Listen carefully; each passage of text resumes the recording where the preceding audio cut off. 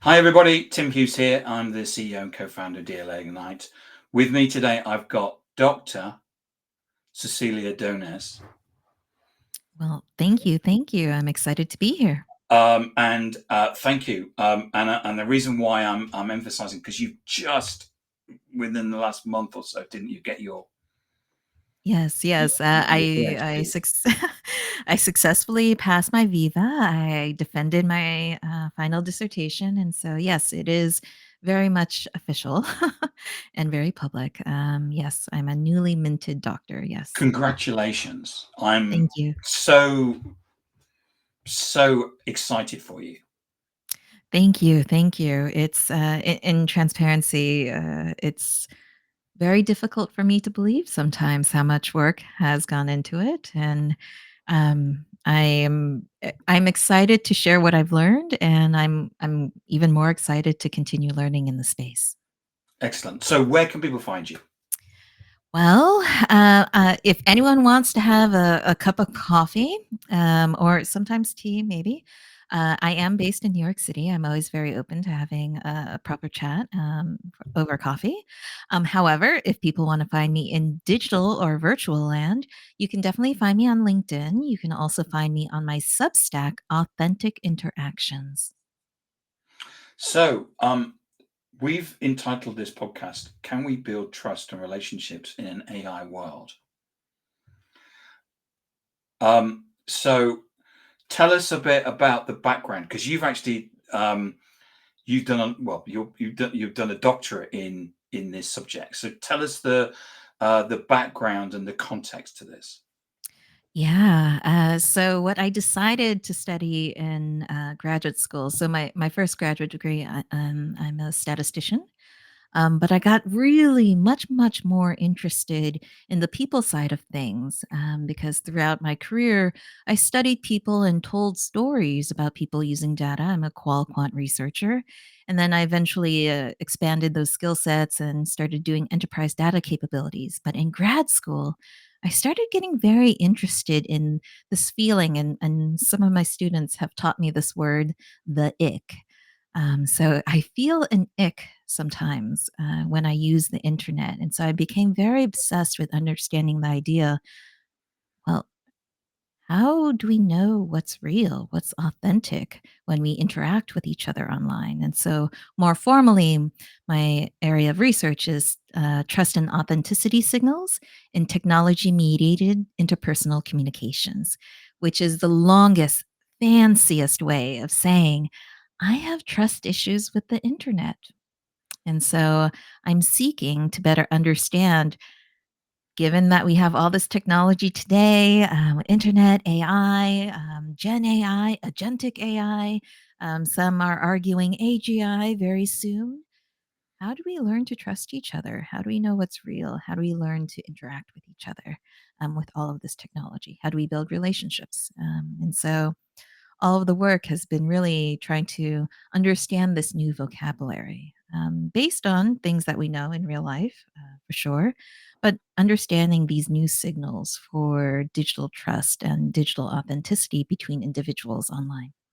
So how if we think back to the time when we were on the Serengeti, and we were making sure that we weren't going to be eaten by a saber-toothed tiger, there would have been certain signals. Yes, So yes, if somebody, we're very good at it, aren't we? Because if somebody comes over the horizon, the yes. fact that they may or may not be carrying a sword, but before they get to you, you know whether you like them or not. We do practice those heuristics to make those judgments whether or not we can trust someone. And I love that example because it's a high pressure situation. Either get eaten or not get eaten. Um, what's interesting about that is it's actually our superpower that we're very good at figuring out how to work with each other. So our ability to collaborate is something that distinguishes us from other species on the planet. And our ability to collaborate at such higher levels of goals and ambitions is really what is a distinction between us and other living beings on the planet. And understanding that in the context of technology is kind of the next area where we need to figure stuff out. And so there is a framework I tend to use. There are many frameworks, and in the literature it can be quite complex, but this is one that I actually like to use for teaching as well as in workshops for organizations trying to figure this stuff out. So I'm taking it from Blanchard and colleagues from a 2013, maybe 2012 book, Trustworks. It's the ABCD framework. I like it because it's letters of the alphabet, so I don't have to remember a new word or a new order. But I also think it's relatively straightforward. And so the A is really focused on, is this individual able? Does this person express any instance to give us a signal that they might be competent? So, if you're seeing somebody in Serengeti and they're going over they're from the distance, do they appear injured? Do they appear bigger? Do they appear strong? Those are all signals to us that, okay, maybe they are competent. Maybe they can help us survive. The second letter, B, is, are they believable? Is there a sense of integrity? And so, in that particular context and example, we might say, okay, is this individual wearing clothing? Does this individual have any kind of ornaments that indicate a status? Does this individual come with others? Something to indicate, okay, is there some integrity, or can we believe this individual? The third letter is C, so connected. Does this person express any kind of care for others, not just for themselves? And so, in the case of our example in the Serengeti, is this person immediately running at you, screaming? Mm, Okay, maybe not so much caring. Or if they pick up a stone from the ground and they throw it at you, okay, maybe not so caring. So again, do they have a connection to others, and can they exhibit some form of care? Maybe opening their palms to you. So it's a somewhat universal signal. We use this in public speaking quite often, that a way to demonstrate vulnerability and to build trust with an audience is to actually talk with our palms open to show connection to the audience. And the last one is D, dependable. And so in this case, this is over periods of time. Can they be reliable? In the case of you're just meeting someone and you're wondering, are they going to help me run away from the lion, or is there going to be another issue? It's a little bit harder, and I would depend on A, B, and C a little bit more. However, if you have repeated exposures, you hunt in the same areas and you keep running into this individual or their tribe, do they reliably show up for you? Are they pretty consistent in the way they interact with you or behave with you, or they communicate with you? And so, A, able, B, believable, C, connected, and D, dependable. These are four dimensions that I tend to teach and also speak about in workshop. Is a easy moniker and an easy way to remember, okay, can I trust this person? Let me go through this kind of framework to determine that. Because if we then fast forward a bit in terms of the technology, Yeah. which is impacting in terms of the our trust and relationships, we get the telephone. Yes. Yes. And So, mhm. and go ahead. Yeah. So at the time, there was all sorts of concerns around the telephone. Well, we're going to stop face-to-face communication with the telephone. We'll stop talking to each other. We'll stop trusting each other. That did not happen. And interestingly so, if we look at it from a cognitive processing standpoint, our brains, and this is imperceptible for most of us on a day to day basis, but our brains actually process auditory signals, sound, faster than visual signals. And so, if we go back to our Serengeti, and maybe that's the through line for this conversation, hearing the lion gives us just a slight edge over our ability to get away from the lion, versus once we see the lion, we may not have so much time to get away. And so it's some kind of intuitive sense that we process auditory signals faster than we do visual signals. So when the telephone came, it was this a device that not only helped to close distance, so it actually closed proximity. So your family who may live in another country or live across the country or many kilometers away, you could start to speak to them in real time. So it closed the proximity or the distance between individuals. And on top of that, the way that we used to hold our we still do in some ways, though the way we manage mobile calls, we tend to have some device in our ear. And so that sound is very, very close to us. And in many ways, it's very intimate. And so, auditory signals, and particularly what the telephone has brought us in terms of technology, not only close distance, but increase the intimacy between individuals when we communicate. And so, it actually is a technology that for the benefits of being able to interact with more individuals from further distances, also created other challenges, meaning at the time there were concerns: would people stop writing letters? Would telegraphs go away? All of those things.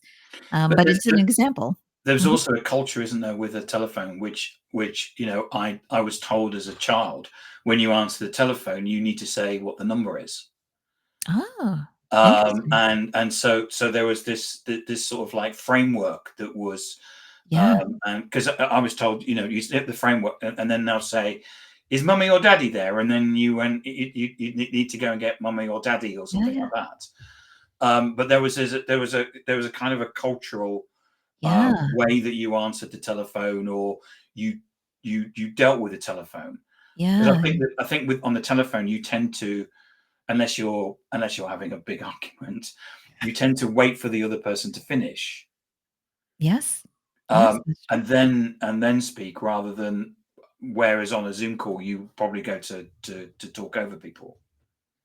Yes, the talking over individuals, that is definitely one of the challenges of, I guess, more modern communication systems, in the sense that I really liked how you described the telephone. I was going to use ritual, but you utilize the word culture.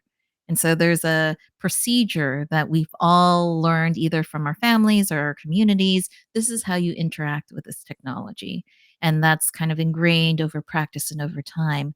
I think one of the challenges we have with more modern technology systems that allow us to communicate is, okay, what is the social norm on TikTok? What is the social norm on Slack? What is the social norm on Signal? These are all different platforms with different subcultures and expectations. And so, learning all of these maybe micro dialects and cultural norms around that is frankly quite difficult. I'm not on all platforms. I can't keep up with all platforms, my personally myself, and there's always a new platform to join, and figuring what are the rules of the road, what are the ways that we communicate in digital signals that indicate that kind of benevolence, that care, that integrity, the reliability. It's all new vocabulary to us, and it's also driven regionally as well. So what would be normal and acceptable, maybe if you're working in finance, may not be so if you were working in the arts, for example, or maybe in the UK it looks a little bit different than it does here in the US. And so all of these micro dialects and virtual signals is something we're all learning in real time. Because one of the things that you said on the prep call we had was that with AI, Yeah. um, AI actually can change some of the words. So when we're on the telephone, Mhm. we have a conversation, Yes. but AI, for example, simplistically could change when you say the word soccer, I hear the Mhm. word football. Yeah. Yeah. Um, and so AI could actually change the words, but there could be cultural differences. Whereas I would expect you to say the word soccer because you don't understand football. Yeah. A- Yeah. a- Yeah. and for you to flip, I'm joking. And flipping the word football, I'd actually find it quite strange, because if you said the word football, I think of it as the, where you wear the pads and American football. Yeah. you throw the rugby ball and stuff like that. So you're in this situation. My point being is, you're in this situation where AI can change the words, and Yeah. culturally it may change it to the wrong word. Yes. And this is exactly the challenge we're having with utilizing AI in translation systems, because our languages are a reflection of our cultural values, beliefs, attitudes, norms at a particular point in time. And the machines don't understand that very well yet. And I'll be quite blunt and critical about that. So, for example, and apologies, my bias is a little bit about the US as I'm more familiar with the market. So, for example, many individuals in the US speak Spanish as as the second language or the home language. However, the way it sounds when you're in California sounds a little bit different than if you're in New York. Sounds a little bit different if you're in Florida and Miami. Why? If we look at the immigration patterns, the actual countries that had individuals that came into the US and actually settled in the US are different countries, so different cultural norms. And then, depending on if you're first generation, second generation, the level of acculturation your family has experienced, the topics you choose to speak in your home language as opposed to the more universal language in the US. At the moment it's English. Um, it's an individual choice. So when you have the machines start to translate things for you, so for example, football, soccer, that's a relatively benign one, but it does cause some cognitive dissonance. A common one I see is when we're talking about temperature. Oh, Um, yes. do Americans have an intuition around what 40 degrees means? Mm. 40 degrees is quite hot, right? Double it and have it. However, in the US, we would consider putting on coats because it means it's cold. Okay. Um, Yes. yeah, so it's typically one of those like, "Ooh, do we really wanna translate that?" Because there's a cognitive association, with those anchor points.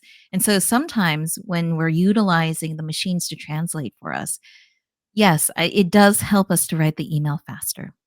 And yes, it does help us to express ourselves, maybe in a more formal way than we're accustomed to speaking, and that could be helpful in academic or professional or business type environments.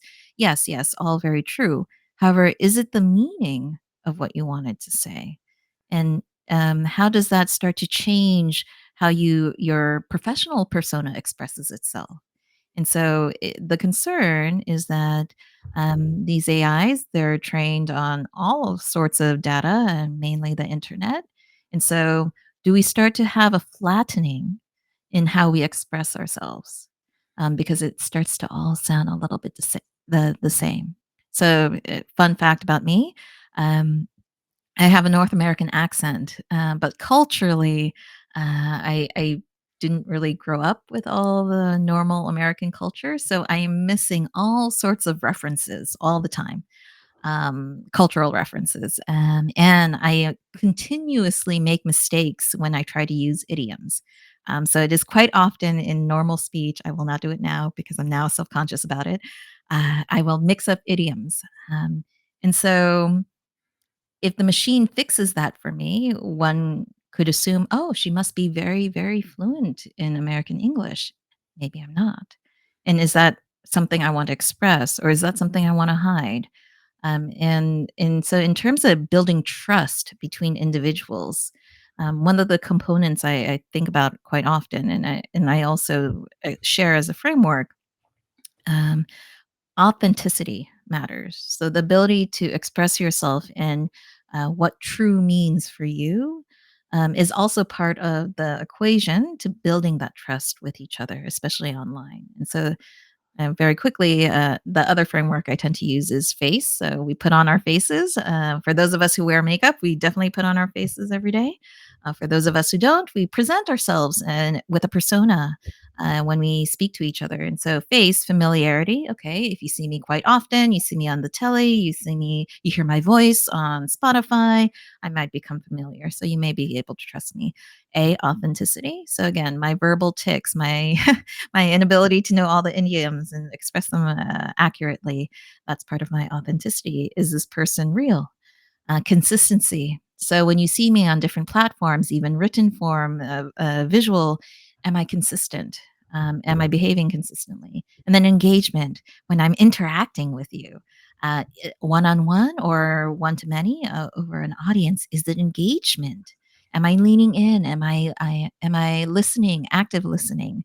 Am I trying to actually interact with you? So that face is very important. And depending on if you're talking about a transactional type of interaction, so okay, we have a business deal and we just need to get the paperwork passed over. Okay, maybe that's good to just have all virtually because it's just paperwork that we're passing along, and it's quite transactional in nature. But if I just met you and I'm excited and I want to build a relationship with you professionally. Let's write a book together. Let's do I don't know, a different podcast, or let's build a new show together, or workshop together. Maybe I want to do this.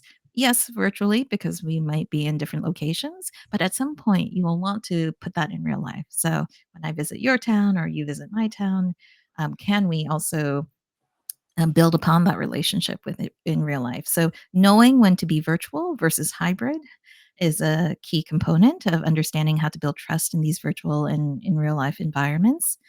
And also practicing face, familiarity, authenticity, consistency, engagement is also important for building that trust in nowadays. So we are over time, but I want to ask you a question, which is Yes. one of um, around trust Yes. using AI.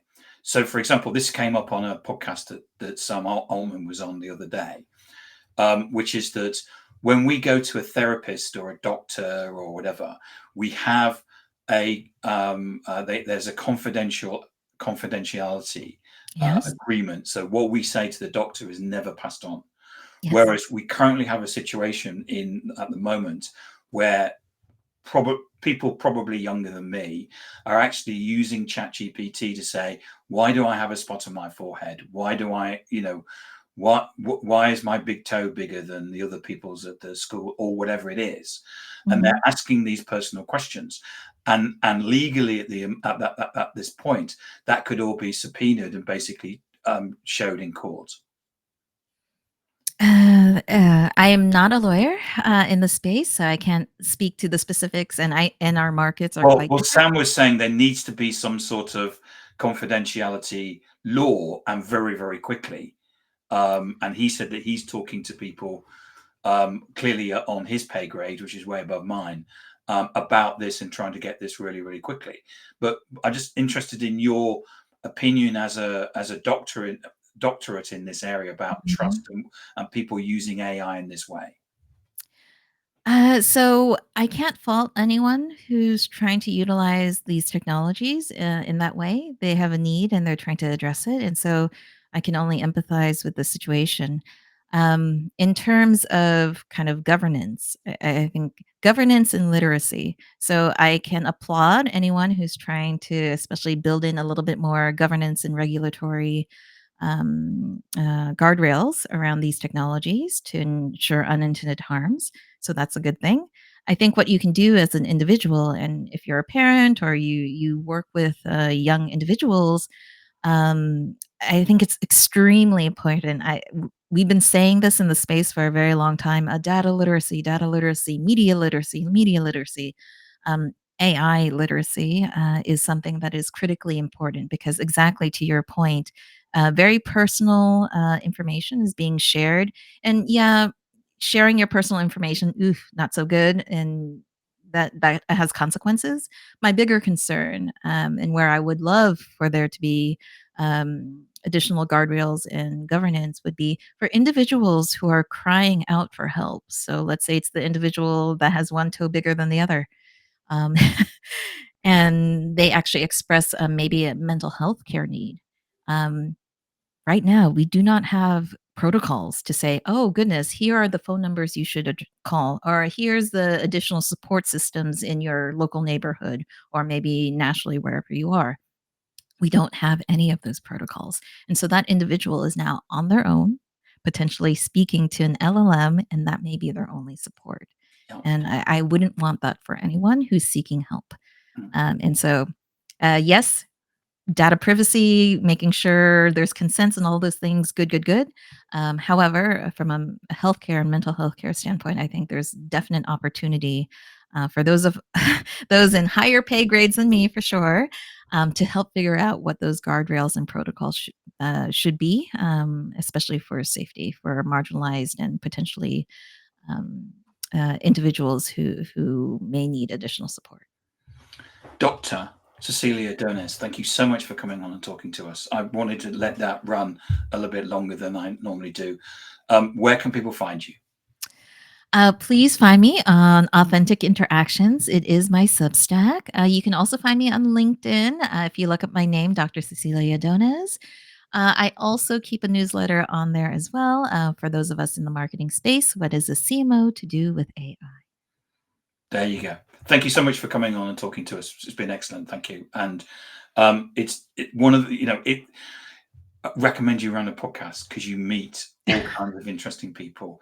And if you, I know that you are a lifelong learner, and you meet people, and it feeds that.